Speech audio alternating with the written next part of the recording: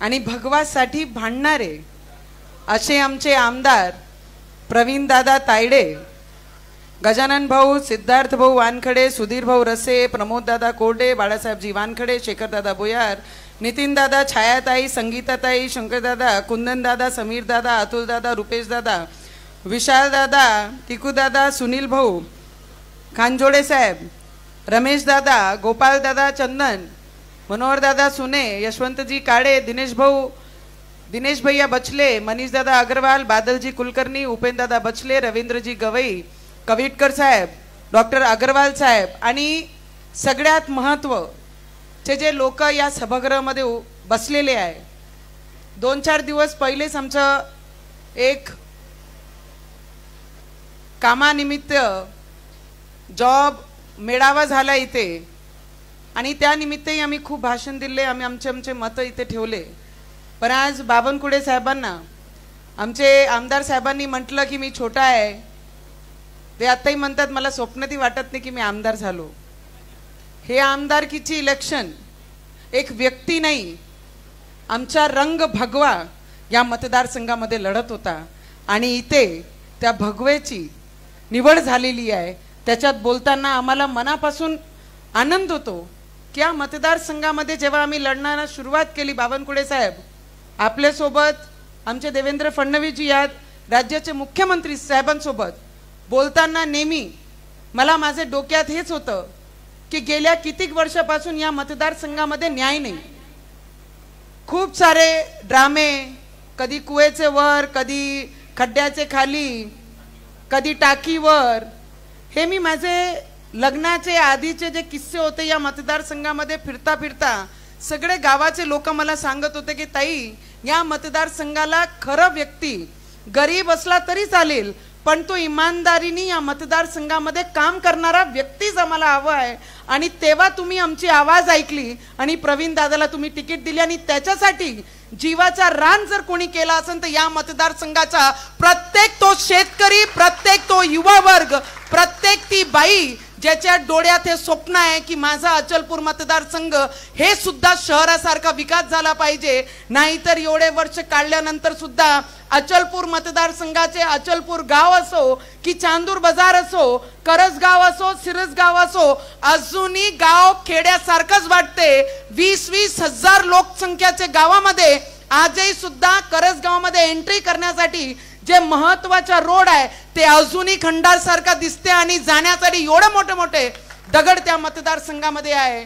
नशीबवान आहे खरं, आपण सगळे नशीबवान आहे की या मतदारसंघाचे आम्हाला गार्जियन मिनिस्टर, पालकमंत्री म्हणून चंद्रशेखर बावनकुळे साहेब आम्हाला लाभले. मला माहित आहे खूप सारे प्रश्न आमचे जिल्ह्याले आहे.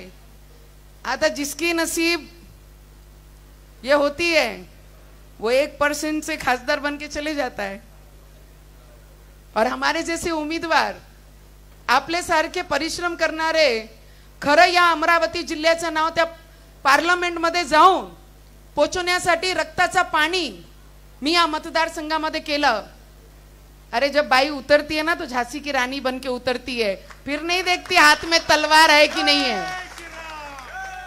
आणि या मतदारसंघामध्ये ज्या पद्धतीने तुम्ही मला साथ दिली, बावनकुळे साहेब ज्या दिवशी आपण आले होते, योगीजी आमचे या मतदारसंघामध्ये सभेसाठी आले होते, त्या दिवशी बोलता बोलता माझे डोळे नम झाले होते प्रचारात. आणि ते प्रचार संपल्यानंतर मी दुसरे मतदारसंघामध्ये प्रचाराला गेले असताना मधात मला काही बुजुर्ग लोक भेटले. माझी गाडी थांबवली त्यांनी आणि ते भेटल्यानंतर त्यांनी सांगितलं म्हणे तू आमची मुलगी सारखी आहे म्हणे, तुला एकच गोष्टी आम्ही सांगू, तुझे प्रत्येक आसू जे आज पडला तिथे त्या प्रत्येक बूंदचा बदला आम्ही या विधानसभेमध्ये काढू. आणि प्रत्येक तो गोर गरीब लागला होता की या मतदारसंघाला आणि भगवेसाठी आम्हाला लढायचं आहे. नाही काहीच आम्हाला पाहायचं नाही, पक्ष नाही, भेद नाही, जात नाही, भेद नाही, सगळं बाजूने ठेवून या मतदारसंघाला आणि भगव्याचा झेंडा हातात घेऊन आम्हाला गाडायचा आहे. अरे प्रवीण भाऊ तुम्ही म्हणता 25 वर्ष, अरे जोपर्यंत या देशाला हिंदू शब्द लागलेला आहे त्या दिवसपर्यंत या मतदारसंघामध्ये भगवा कधीच कोणी काढू शकत नाही. तेवढा मजबूत भगवा या मतदारसंघामध्ये आपण गाडलेला आहे.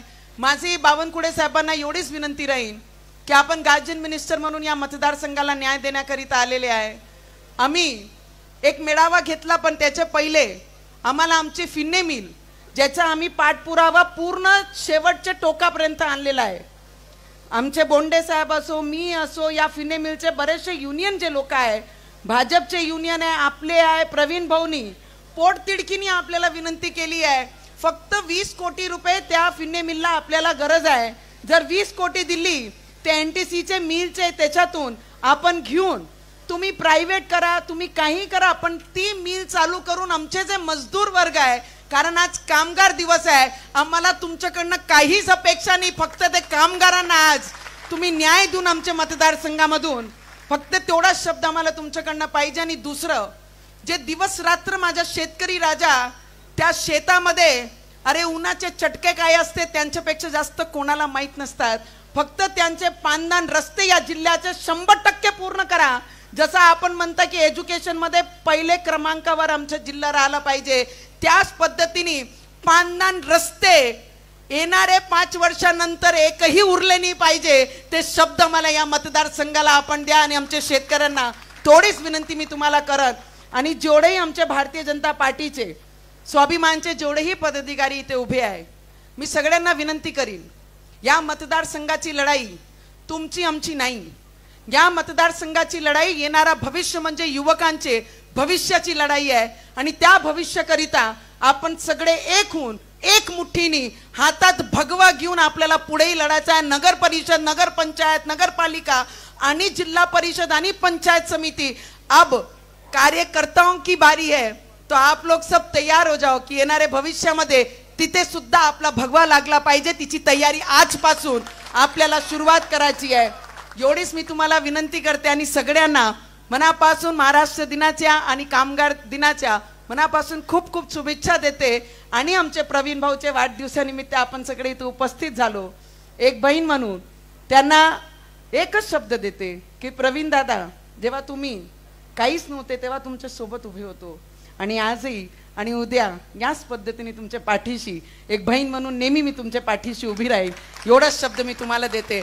जय श्रीराम. धन्यवाद. आपल्या परिसरातील बातम्या आमच्यापर्यंत पोहोचवण्यासाठी स्क्रीनवर दिलेल्या क्रमांकावर संपर्क साधू शकता. दूरध्वनी क्रमांक 9833235011. त्याचप्रमाणे अधिक माहितीसाठी स्क्रीनवर दिलेल्या KTV न्यूजच्या ईमेल ID वर देखील संपर्क करता येईल.